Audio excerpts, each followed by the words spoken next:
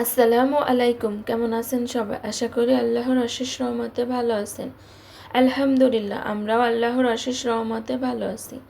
নতুন দিনের নতুন একটা ব্লগ ভিডিও নিয়ে আপনাদের মাঝে হাজির হয়েছি। আশা করি আপনাদের কাছে ভালো লাগবে। আজকে আপনাদের মাঝে সুন্দর একটা গ্রামীণ ভিডিও নিয়ে চলে আসলাম।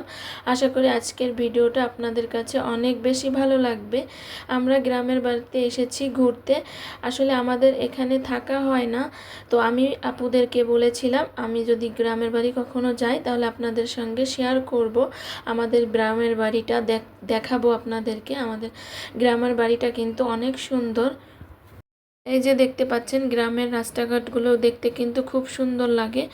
দুই পাশ দিয়ে রাস্তার সাইডে গাছ আর ঘের বাড়ি, মাঝে মাঝে এক একটা বাড়ি। আর রাস্তার সাইডে প্রচুর গাছ, সবুজ গাছে ঘেরা চারদিক, খুবই ভালো লাগে কিন্তু দেখতে। এই যে এখন যে ঘরটা দেখতে পাচ্ছেন এটাই হচ্ছে আমাদের ঘর। এই যে বাড়িটা দেখতে পাচ্ছেন, এই বাড়িতে যে আমার কত শৈশবের স্মৃতি জড়িয়ে আছে সেটা কি বলবো আপনাদের সঙ্গে। শৈশবটা কিন্তু আমার এই বাড়িতেই কেটেছে। ছোটবেলার কথা খুব মনে পড়ে গেল, কত সুন্দর একটা লাইফ ছিল। আর এই যে নতুন যে খাট দুটো দেখতে পাচ্ছেন, একটা সেট করা হয়েছে আর একটা সেট করা হয়নি। এই খাট দুটো আমাদের জন্য আব্বু বানিয়েছে। আমার ভাইয়ের জন্য একটা আর আমার জন্য একটা। কেমন হয়েছে কমেন্টের মাধ্যমে জানাতে পারেন। সাথে ভাইয়ের জন্য একটা ওয়ার্ড্রপও বানিয়েছে।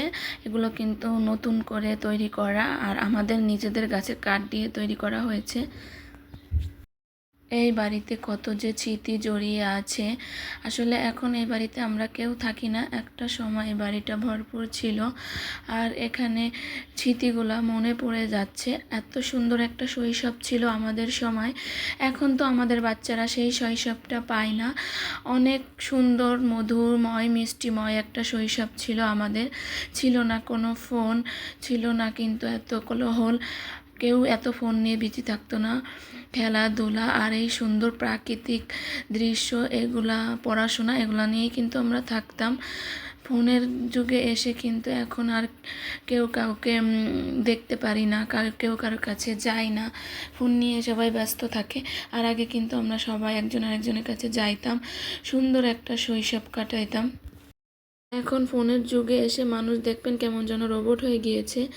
কেউ কারোর ধরে যায় না, কারোর কাছে কোনো কিছুর জন্য প্রয়োজন হয় না, সব কিছুই তো এখন ফোনে হয়ে যাচ্ছে। আর আগে তো মানুষ একজন আরেকজনের কাছে যেত, সাহায্য চাইতো বা একসঙ্গে সময় কাটাইতো। আসলে সেই দিনগুলাই কিন্তু বেশি সুন্দর ছিল। অনেক তো কথা বললাম, চলুন এখন একটু ভিডিও রিলেটেড কথা বলি। এখন কিন্তু অলরেডি ঝড় শুরু হয়ে গিয়েছে। অলরেডি গাছের দিকে তাকালেই বুঝতে পারবেন অনেক জোরে কিন্তু ঝড় আসছে। আর এই যে ঝড়ের সময় এইভাবে কে কে আম কুড়িয়েছেন আমাকে কমেন্টের মাধ্যমে জানাতে পারেন। ছোটোবেলায় আমরা কিন্তু ঝড় শুরু হলেই আম কুড়াতে নেমে যেতাম। আর সবাই কিন্তু দল বেঁধে আম কুড়াতে নামতাম, অনেক মজা ছিল। আর এই যে দেখেন টুপ টুপ করে আম পড়ছে, আর আমি কিন্তু এই যে গাছতলা থেকে অলরেডি এই যে আম কুড়াতে নেমে পড়েছি। অনেকগুলা কিন্তু আম পড়ছে। ঝড় হলে কিন্তু অনেক আম পড়ে। আর এইভাবে ঝড়ের সময় আম কুড়ানোর মজাই আলাদা।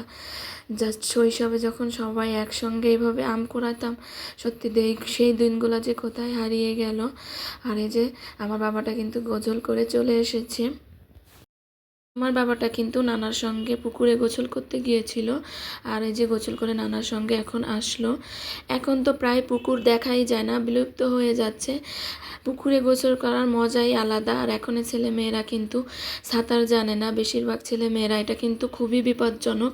সাঁতার শেখা কিন্তু খুবই ভালো, কখন কি বিপদ আসে বলা যায় না। ইনশাল্লাহ আমি কিন্তু সাঁতার পারি, আর খুবই ভালো সাঁতার পারি। গ্রামে যারা থেকেছে তারা কিন্তু বেশিরভাগ মানুষই সাঁতার পারে। আর সাঁতার শিখে রাখা কিন্তু অনেক ভালো। আমাদের এখানে যেহেতু কেউ থাকে না, বিল্ডিং সবসময় তালা দেওয়াই থাকে, আমরা মাঝে মধ্যে আসি থাকি, এজন্য কিন্তু বাড়িটা পরিষ্কার না। চতুর্দিকে কিন্তু বন জঙ্গলে ভরা। আসলে যদি থাকা হতো তাহলে হয়তো পরিষ্কার করে থাকা হতো। আর এই যে দেখুন, বললাম না বৃষ্টি চলে আসবে, অলরেডি বৃষ্টি কিন্তু চলে এসেছে। এই যে এখন কিন্তু অনেকটাই বৃষ্টি পড়ছে। ভেবেছিলাম গ্রামে এসে বৃষ্টিতে ভিজবো, তা কোনো একটা কারণে কিন্তু আর বৃষ্টিতে ভিজা হলো না। আসলে ঢাকায় বসে কিন্তু বৃষ্টিতে ভেজার সুযোগ নেই, আর এখন কিন্তু সুযোগ পেয়ে বৃষ্টিতে ভিজা হলো না। আমার কিন্তু বৃষ্টিতে ভিজতে খুবই ভালো লাগে। মাশাল্লাহ বলবেন সবাই আমাদের বাড়িটা দেখে। আর টিনের উপরে যদি এইভাবে জোরে জোরে বৃষ্টি পড়ে, ঝুমঝুম শব্দ হয়, আর এই বৃষ্টির শব্দটা কিন্তু অনেক ভালো লাগে, বেশ সুন্দর একটা কিন্তু ফিল আসে। এখন যে ভিডিওটা দেখতে পাচ্ছেন এই ভিডিওটা কিন্তু পরের দিনের ভিডিও। আমাদের গ্রামের বাড়িতে এসে আমাদের কিন্তু এখানে 2 দিন থাকা হয়েছে। আর এখন কিন্তু এই যে আমরা তালপাড়াতে চলে এসেছি। আর এখন কিন্তু এই যে তালপাড়া হয় নতুন টেকনিকে। আগে কিন্তু এইভাবে তালপাড়া হতো না। আমার কিন্তু এই তালপাড়াটা দেখে বেশ ভালো লেগেছে, বেশ নতুন ইউনিকে কিন্তু আজকে তালপাড়া দেখলাম। আগে তো তাল হচ্ছে কান ধরে হচ্ছে নিচে ফেলে দিত কেটে কেটে, আর এখন কিন্তু সেটা করে না, যেহেতু তাল নিচে পড়লে ফেটে যায়, নষ্ট হয়ে যায় অনেক তাল, এর জন্য কিন্তু এখন সুন্দর সিস্টেম বের করেছে। দড়ি দিয়ে আস্তে আস্তে করে দড়িতে বেঁধে কিন্তু তালটা নিচে ফেলা হয়। আর হচ্ছে তাল পাড়ার লোক কিন্তু গ্রামে এসে পাচ্ছিলাম না, আসলে খুব খারাপ লাগছিল।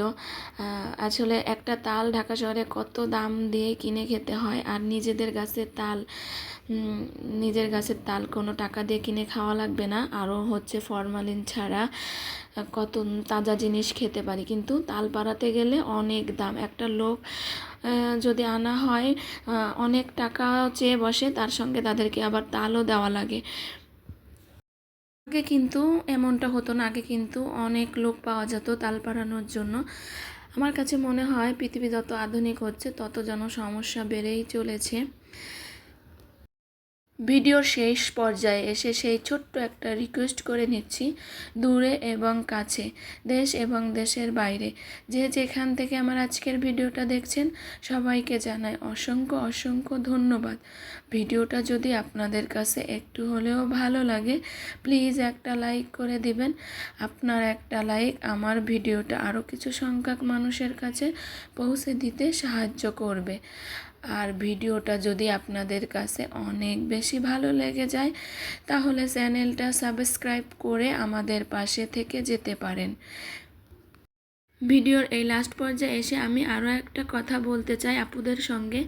আমার এই ভিডিওর মাধ্যমে আশা করি আপুরা বুঝতে পেরেছেন খুলনা শহর আর গ্রামের মধ্যে পার্থক্য। আসলে যারা ঢাকায় থাকেন তারা ভাবেন হচ্ছে খুলনা হচ্ছে গ্রাম, আসলে সেটা কিন্তু নয়। খুলনা শহরটা আলাদা আর গ্রামটা কিন্তু আলাদা। আশা করি আমার এই ভিডিওর মাধ্যমে আপনারা হচ্ছে গ্রাম আর শহরের পার্থক্যটা বুঝতে পারবেন। গ্রামীণ পরিবেশের ভিডিও বা গ্রামীণ পরিবেশ সম্পূর্ণটাই আলাদা হয়। গ্রামীণ পরিবেশটা কিন্তু এক কথায় অসাধারণ। গ্রামীণ পরিবেশের ভিডিও দেখতেও কিন্তু ভালো লাগে, আর গ্রামীণ পরিবেশটাও কিন্তু মনোমুগ্ধকর। আমার কাছে তো খুবই ভালো লাগে গ্রামে বেড়াতে আসতে, আর এই সুন্দর পরিবেশে কিন্তু মনটাও দেখবেন ভালো হয়ে যায়। আপনাদের কাছে কেমন লাগে কমেন্টের মাধ্যমে জানাতে পারেন আমাকে। আর এখন কিন্তু আমরা বাগানবাড়ি থেকে এখানে সব তাল টেনে এনেছি, তা আজকের ভিডিওটা কিন্তু তাল খেতে খেতেই শেষ করছি। দেখা হয়ে যাবে নেক্সট কোনো ভিডিওতে। সে পর্যন্ত কিন্তু সবাই ভালো থাকবেন, সুস্থ থাকবেন, আর আমাদের জন্য দোয়া করবেন। আল্লাহ হাফেজ, আসসালামু আলাইকুম।